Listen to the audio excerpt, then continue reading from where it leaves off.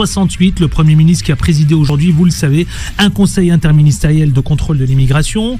Il a notamment annoncé que la France allait demander au gouvernement algérien que soit examinée la totalité des accords. Nous ouvrirons l'antenne tout à l'heure dans une poignée de minutes au 01 53 48 3000 pour vous écouter. Ici même, exprimez votre point de vue, échangez avec Karim Zeribi. Karim, la question se pose aujourd'hui concernant donc ce point presse, concernant le Premier ministre qui met la pression désormais sur l'Algérie et il menace désormais de dénoncer les accords de 1968, mais surtout le silence du président de la République. C'est vrai qu'on l'entend très peu, voire pas du tout, concernant la tension qui règne entre la France et l'Algérie. Karim. Écoute Adil, ça fait plusieurs semaines maintenant que on a dans l'actualité française, dite de politique intérieure, le sujet de l'Algérie. Partout dans les médias, porté par la voix de Bruno Retailleau, ministre de l'Intérieur, porté par la voix de députés, de sénateurs d'extrême droite la plupart du temps, mais aussi de la droite qui était républicaine, jadis, et qu'il est de moins en moins, de mon point de vue, en courant derrière le Rassemblement national. Et donc on a le sentiment que l'Algérie est le sujet majeur et ultime dans le débat national politique français, mais de politique intérieure. Salut les amis, j'espère que vous allez bien. On se retrouve pour une nouvelle vidéo et un nouveau débat. Un autre débat sur l'Algérie, où Karim Zeribi ne mâche pas ses mots et humilie Bruno Retailleau et Macron en direct. Nous allons regarder ce débat ensemble, mais avant de commencer, abonne-toi et active toutes les notifications pour être informé lorsque nous allons publier une nouvelle vidéo. Laisse également un petit pouce bleu pour soutenir la chaîne. Or, je me demande si on n'a pas d'autres sujets à traiter et d'autres sujets de préoccupation des Français. C'est quand même fou de se dire que l'Algérie, par rapport à 3-4 influenceurs, donc qu'il faut condamner si c'est nécessaire, par rapport à quelques personnes expulsables, qu'il faut expulser si c'est nécessaire, par rapport à Boualem Sansal, dont on peut défendre le cas, donc il n'y a aucun problème là-dessus, mais il y a la manière de faire tout ça. Et dans la manière de faire tout ça, on se rend compte qu'aujourd'hui, dans l'actualité française, le sujet de l'Algérie est utilisé tel un spectacle de division et de polémique. Or, la diplomatie, ça n'est pas du spectacle. La diplomatie, c'est quelque chose de sérieux, qu'on doit laisser aux professionnels. Et dans la Constitution française, la diplomatie, c'est dans le registre et le périmètre du chef de l'État. Et la question que j'ai envie de poser, où est Emmanuel Macron? Où est Emmanuel Macron dans le cadre des tensions qui durent depuis plusieurs semaines entre la France et l'Algérie? On a vu une interview dans le journal L'Opinion d'Abdelmajid Tebboune, le président algérien. On n'a pas eu du tout ni de réponse, mais ni de sortie, ni d'intervention d'Emmanuel Macron sur le sujet.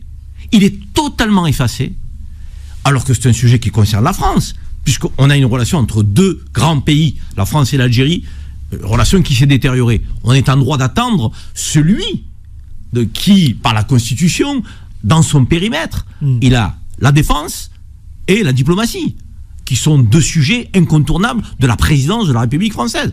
Où est Emmanuel Macron? Il préfère aller voir Donald Trump pour parler de l'Ukraine. Est-il président de l'Ukraine? La réponse est non. Il est président de la République française.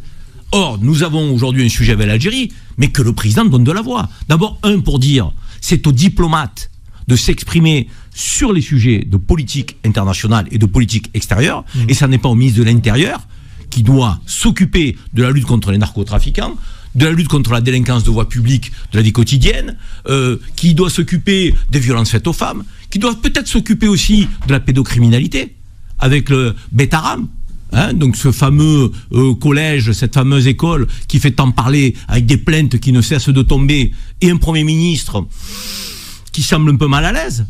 Alors ce Premier ministre fait-il diversion avec le sujet de l'Algérie, en voulant durcir le ton pour pas qu'on parle de Betaram? Le Retailleau veut-il utiliser l'Algérie pour la présidence des LR? Ont-ils un agenda politique au détriment de l'intérêt français? Car l'intérêt français, ça n'est pas que la situation se détériore entre la France et l'Algérie. Ça n'est ni l'intérêt français ni l'intérêt algérien. Et aller au bras de fer tel qu'ils le font, je suis désolé, mais en rien ça n'impressionnera l'Algérie. Mais ne pas comprendre ça, c'est ne pas comprendre le monde dans lequel nous vivons. Mais l'Algérie ne dépend pas de la France. C'est pas parce que vous allez fermer quelques visas que l'Algérie va se retrouver déboussolée, décontenancée, en perdant effectivement tous ses repères. Mais de quoi on parle? L'Algérie est aujourd'hui le 9e producteur de gaz au monde, le 17e producteur de pétrole. L'Algérie travaille avec des grandes puissances telles les États-Unis, la Russie, la Turquie, l'Allemagne, la Chine. L'Algérie aujourd'hui est ouverte sur le monde. D'ailleurs, la France a perdu sa place de premier partenaire commercial, a-t-il. Donc que veut-on? Que veut-on? Raviver la guerre d'Algérie? On pense que quand on parle à l'Algérie, c'est encore un département français? Et il faut se réveiller là. D'abord, il faut revenir par la voie des diplomates. Il y a un ministre des Affaires étrangères, je me demande où il est. Donc il est quand même assez timide, en retrait, on dirait Retailleau. Retailleau est qui? Il est président de la République? Retailleau quoi? Premier ministre? Retailleau quoi? Ministre des Affaires étrangères? Non, rien de tout cela. Il est ministre de l'Intérieur. Il se lève le matin, l'Algérie. Il vient faire une interview à midi, l'Algérie. L'après-midi, on lui pose la question, l'Algérie. Le soir, peut-être avant de dormir, l'Algérie. Stop, ça suffit, c'est insupportable. Je veux dire, il en fait un enjeu de politique intérieure. Je sais qu'il brigue la présidence des LR. Et qui veut aller flatter un certain électorat. C'est son agenda politique. Mais qui ne prenne pas la France en otage avec le sujet France-Algérie, polémique, tension. Je veux dire, moi j'ai parlé avec des Algériens, pour certains qui sont bien placés dans la société algérienne, mais ils ne comprennent pas la position française. Tous les jours, on a l'impression qu'on cherche à créer une polémique. On renvoie un clandestin par la voie administrative sans passer par la justice. Finalement, la justice française donne raison à l'Algérie. On renvoie un clandestin sans laissez-passer consulaire. Le droit dit qu'il faut un laissez-passer consulaire. Donc, on accuse l'Algérie de ne pas avoir donné de laissez-passer consulaire pour un malade psychiatrique qui a commis un crime dramatique, qui nous a tous émus, comme à chaque fois qu'il y a un crime dans notre pays. Donc, l'Algérie dit, mais il n'y a pas eu de demande de fait. Donc, et là, on nous dit, on va sévir sur les visas. Mais quand tu sévis sur les visas, tu appelles ton homologue. Tu dis, bon, on va prendre des mesures, je préfère vous avertir. Non, on les apprend par la presse, l'Algérie les apprend par la presse, donc elle fait un contre-communiqué disant qu'elle est surprise, qu'elle ne comprend pas. Donc, mais, encore une fois, où va-t-on? Adil. Dans le où va-t-on, François Bayrou, qui continue de mettre la pression sur l'Algérie et qui menace de revenir sur les accords de 1968. Mais il n'y a pas de pression.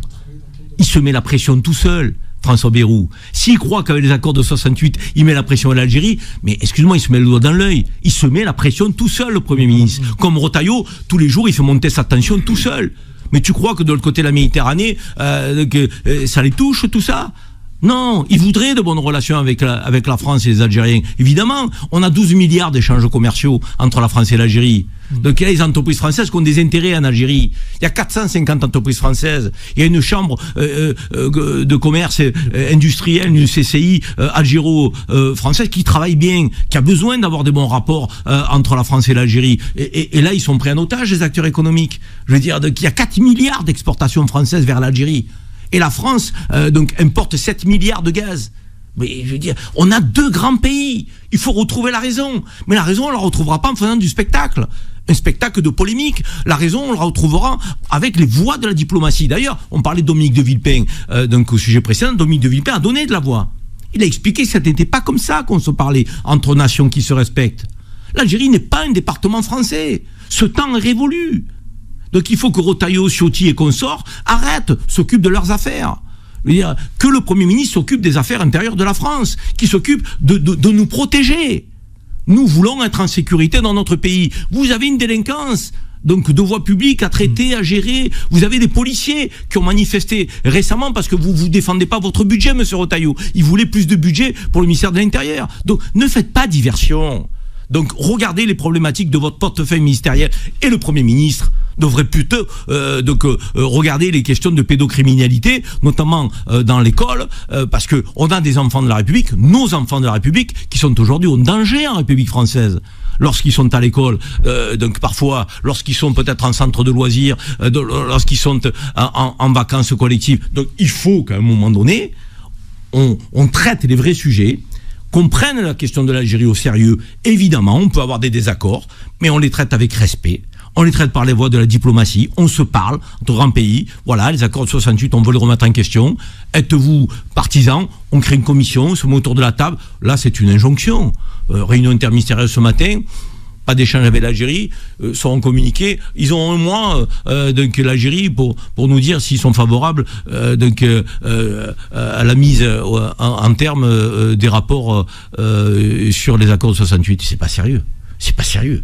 Tu poses pas un ultimatum de ce type quand tu respectes le pays adverse. Moi, je suis désolé, mais je veux dire, la manière dont on parle à l'Algérie, qu'est-ce qu'elle a fait, l'Algérie ? Qu'est-ce qu'elle a fait ? Je veux dire, elle a arrêté Boualem Sansal, qui est un Algérien, donc sous le coup de la loi algérienne. On peut ne pas être d'accord. Il n'est pas rentré avec un visa français, Boualem Sansal. Il est rentré avec un passeport algérien. Et il y a une loi en Algérie. Alors on peut effectivement appeler l'Algérie, discuter, il a 75 ans, il est malade. Voilà, donc prenez un peu la question donc en compte sur le plan humain, humanitaire. Oui, il faut dire ça à l'Algérie, mais il faut le dire avec respect. Faut pas le dire en haussant le menton, faut pas le dire en bombant le torse, faut pas le dire en traitant l'Algérie tel un pays qui ne compterait pas et auquel on peut tout se permettre. Ouais. Quand nos gendarmes se sont fait piétiner à Jérusalem, on a parlé d'humiliation d'Israël. Ils ont mis nos gendarmes à terre. Nos gendarmes. Où étaient les patriotes français? Où était le RN? Où était Ciotti? Où était Retailleau? Je les ai pas entendus, moi. Dire c'est une honte, c'est un scandale, un incident diplomatique, et parler matin, midi et soir du traitement de nos gendarmes, donc sur un territoire français à Jérusalem, donc que nous avons maltraité nos compatriotes. Non, là on préfère effectivement faire focus donc sur Boualem Sansal, qui est français depuis 5 mois, et c'est très bien. Moi j'ai rien contre lui, je veux dire, d'accord, une fois. Je préférerais qu'il soit libéré que de le voir là où il est. Mais je ne le dis pas en manquant de respect à l'Algérie. Et de Villepin ne le dit pas en manquant de respect à l'Algérie. Il y a un certain nombre de diplomates qui ont pris la parole, ne le disent pas en manquant de respect à l'Algérie. Je vais te dire, on a un ambassadeur français. On va ouvrir l'antenne, effectivement. On a un ambassadeur français en Algérie qui s'appelle Stéphane Romaté. Et on a un consul général de France qui s'appelle Bruno Clerc. Mais est-ce qu'on se rend compte du côté de Retailleau, de Ciotti, de cette extrême droite anti-algérienne, de cette droite qui n'est plus républicaine, qui s'est radicalisée? Est-ce qu'on se rend compte qu'on met en difficulté nos diplomates français? Est-ce qu'on met en difficulté Stéphane Romaté? On met en difficulté Bruno Clerc, qui sont en Algérie, qui représentent la France, qui essayent de trouver les voies de l'apaisement, les voies du dialogue.